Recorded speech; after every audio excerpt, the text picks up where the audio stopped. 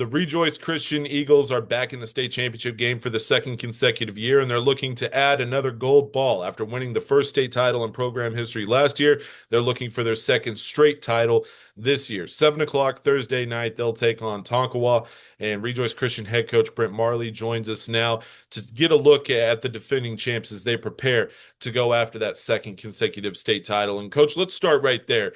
I asked you this question earlier this season, how this season has compared to some of the others in the past, and how different has this season and this run to a state championship game been, considering that every year in the past you guys have been chasing that title and you've been the contender as opposed to the defending champ, but now you've gotten everybody's best shot. Just talk to me about this season, the journey to make it back to Edmond, considering that you guys have had a target on your back that's been as big as it's ever been before. Yeah, it's been a constant thing we've had to work on in the mentality of our young men in our program because football's not our identity. And we've been, obviously being a faith-based school, we always are telling them there's a lot more to life than football. But God has blessed you with that opportunity to have the ability to play. Those that are healthy to be out there each week, don't take that for granted.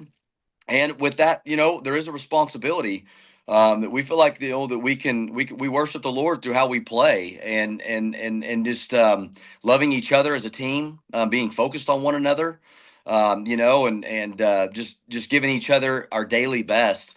I think that it's really easy, like you said, to are you going to repeat back to back, getting everybody's best shot. Everybody's excited about playing Rejoice this year, where last year we weren't even picked to win our district by many people, and so we were kind of sneaking up along people all along the way. And then I think when we beat Fairview second round last year, everybody thought, well, these guys are legitimate. And this year it's the total different story. So I think the game that we've had to play as coaches, not game, but just the reality, is just to keep our boys humbled and focused. And there's a lot more to life. You don't need pressure. This isn't pressure. We have no pressure on us to repeat. There's a gold ball on the shelf, and we're also not defending that gold ball. That gold ball is at Rejoice Christian, and it's 2024. We're writing our own journey right now. This is their own story. There's a gold ball somewhere. I don't know if it's at the OSSA office right now or if they're already at UCO, but that one's one that us or Tonkawa has a chance to go earn. And so we're going after that one. Last year's story is last year. So we've just kind of like, that's the kind of stuff, our message to them that we've been saying. And so hopefully it's allowed them to just play relaxed and free and have fun and soak it up. And I think this week even more so, just being able to soak it up, because last year being your first trip, you're kind of little deer in headlights. Everything's new. From when you get into Edmond and the police escort, and OSSA just does such a great job, and UCO, and it's kind of like a little bit of deer in headlights when you're getting there for the first time. I'm grateful how we responded last year, but this year maybe it even more so of just look around, right? And notice what's going on. When I look at Rejoice Christian, and I wasn't there every single week, but I've seen you guys a couple of times, and looking at what you guys have been able to do this season, one word comes to mind, and it's resiliency.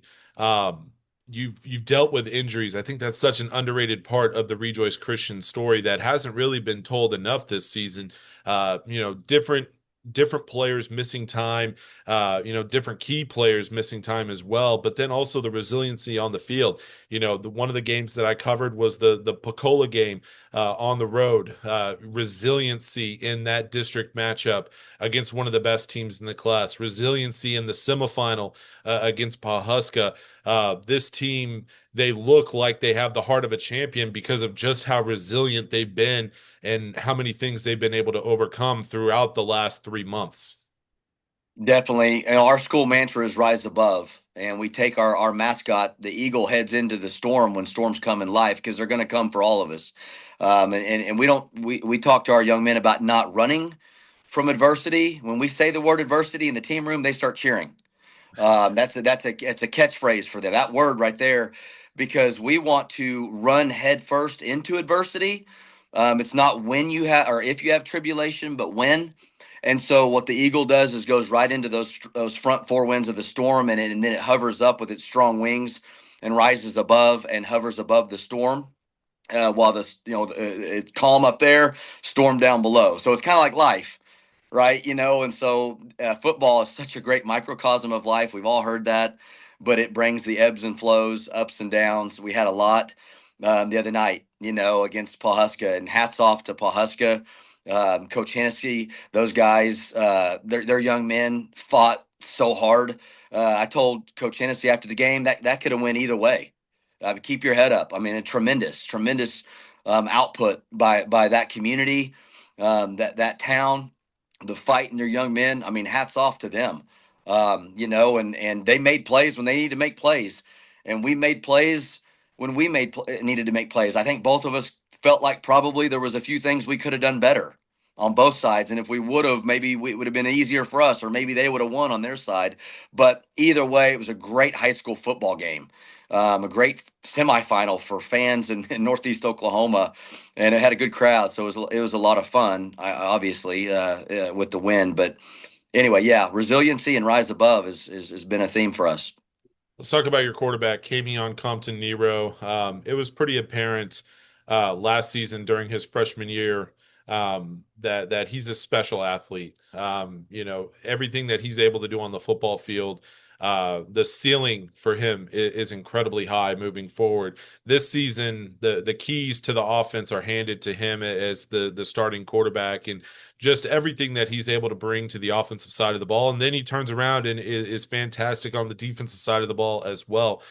Just talk about his growth this season, knowing that, look, you knew that you had a special talent with him coming into this season. You knew that, handing the keys to him for this offense, like they're in good hands, right? Even though he's just a sophomore, I joked earlier, in the season, watching him back in the spring, everything looks effortless. Everything he does on a football field looks effortless. I know it's not. He's a freak athlete, and there's a reason why it looks so effortless. But he's a special talent, and just talk about what he's been able to bring and grow within himself this season. Yeah, I think the good thing about Camion is one of the best things of leadership is someone that can remain calm and unruffled with composure. And he's kind of when you get to know him, he's a low key guy. He's not a rah guy. He doesn't get too high, but he does play with emotion. And the emotion, if it ever with him starts to get like we have to work on it a little bit, it's because the competitive drive. Like you really don't have to tell him, to pick it up or what he's doing wrong. If he seems like he's really mad or not listening, it's because he's frustrated with his play, with himself, and he wants to get right back out there and prove people wrong and to play better. He's also, a mellow, even kill guy, but then on the football field, he will have passion. He'll play with passion. I mean, when good things happen, he will play with passion.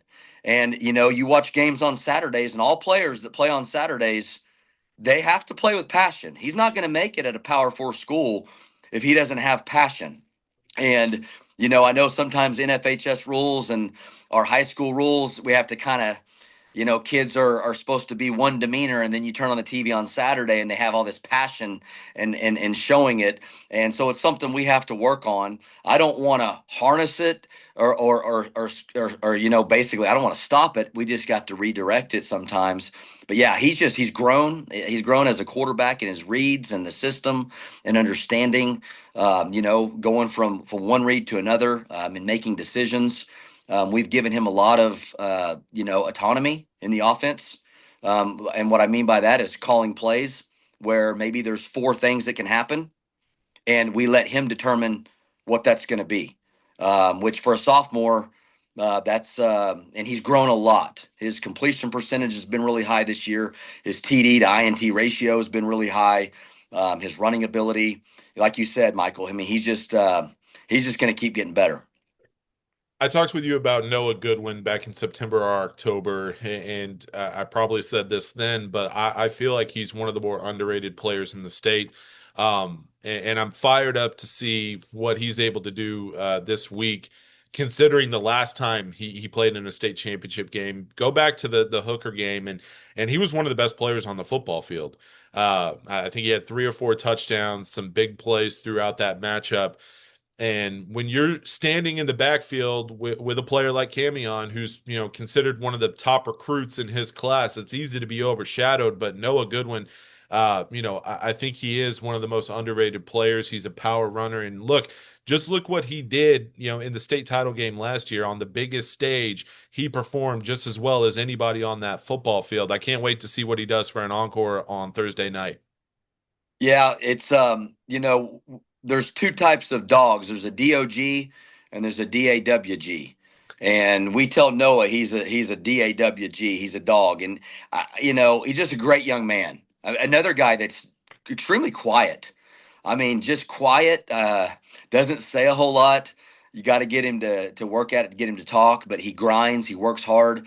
I really think he's honestly kind of like you said. I think he's better later in games. The Pecola game, he was better in the fourth quarter than he was the whole game. The other night against Pahuska, he was better in the fourth quarter than he was the whole game. State championship game last year, better than he was the whole year. I think that he just has an uncanny ability to read the room and raise his performance when the chips are on the line.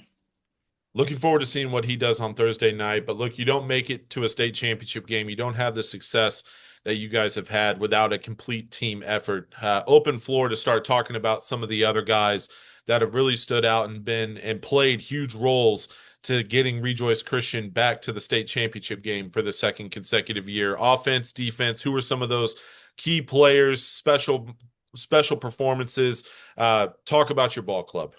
Yeah, I'll just go back to the other night. I mean, there were some key plays that were turning points.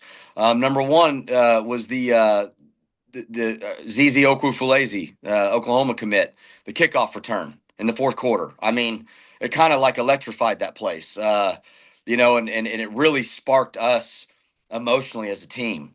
That was huge. And then I would say um, Holt Wilson, Chance Wilson's little brother, another sophomore. He had two strips. They had the ball. We're up by 8, and they had the ball with about a minute to go, and they're trying to drive.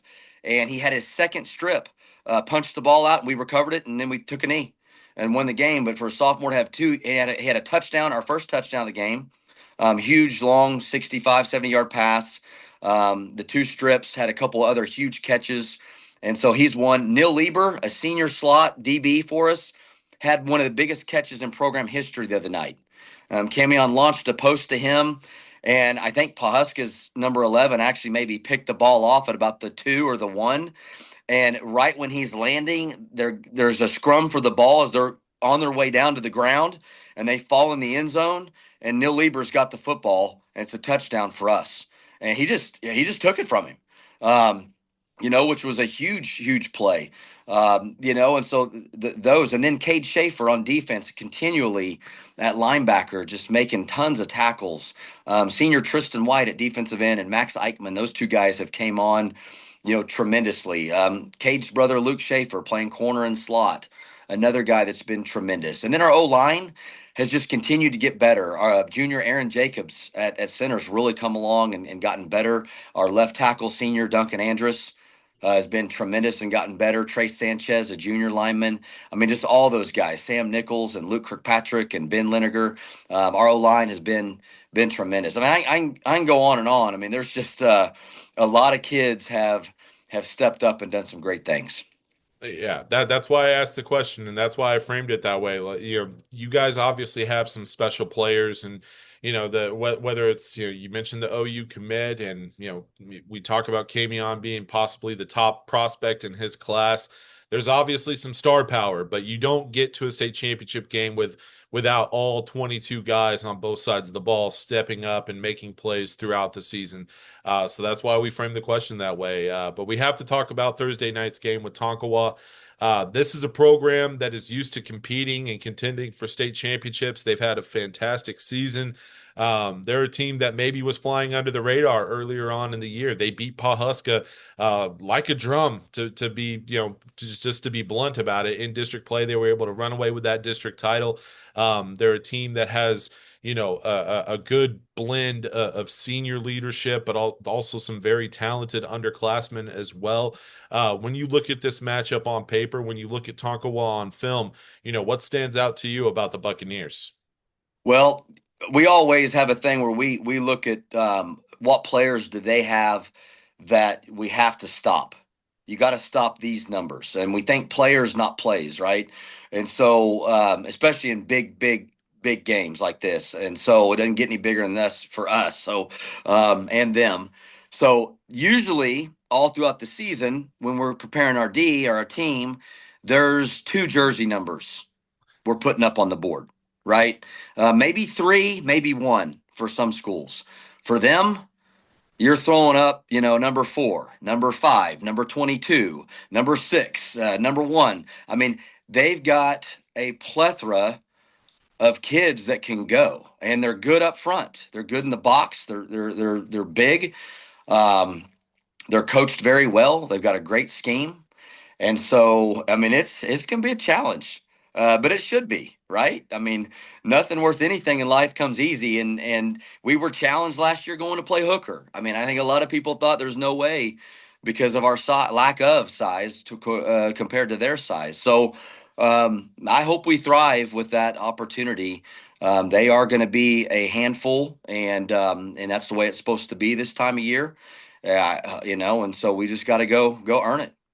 Yeah, we mentioned resiliency being the key for Rejoice Christian this season, and one of the words that would describe the season that you guys have had. I would categorize Tonkawa as battle tested. You look at the schedule they played this season, the district that they were in, the non-district schedule, the run in the playoffs. This is a team that I think they only have one loss on the season, and they played a very difficult schedule. So they're coming into Thursday's title game battle tested and ready for like you mentioned, it should be a tough one. It should be a very fun game on Thursday night. When you look at the matchup, and this is our final question, we're asking every coach this to wrap these up. It's an easy question for me to ask. Maybe the answer is not so simple. Maybe it's a cliche, but when you look at it, what's going to be the biggest key to getting another state championship on Thursday night with a win over Tonkawa? Well, it's going to be for our young men to uh, believe more than people think is necessary, for them to believe in each other. Just the believe meter has to be busting out the seams, and then of course take care of the football. Right, win the turnover battle. Coach, thanks so much for your time. It's always fun talking football with you. Really enjoyed what Rejoice Christian has been able to build over the last decade, and culminating with a state championship last year. You're back in the title game on Thursday night. It should be a very fun evening in Edmond at UCO. And like you mentioned earlier, UCO has done a great job. The OSSAA has done a great job to make this a spectacle of high school football, celebrating the best in this state. And Rejoice Christian and Tonkawa are the two best in Class A1. Kickoff is at 7 o'clock. I'm looking forward to it. Thanks so much for your time, and we'll talk in Edmond. Thank you, Michael. Thank you for all you do to cover high school football. I appreciate that. That's Rejoice Christian head coach Brent Marley joining us for a look at the Rejoice Christian Eagles as they get ready for Thursday night state championship game against the Tonkawa Buccaneers. For a look at Tonkawa, we'll have their coaches conversation up on our YouTube channel as well. You can check out that as well as all of our preview content on prepredzone.com/Oklahoma. Leading up to kickoff at 7 o'clock on Thursday night between Rejoice Christian and the Tonkawa Buccaneers. For Coach Marley, I'm Michael Knight, and this has been a look at Rejoice Christian heading into Thursday's Class A Division I state title game.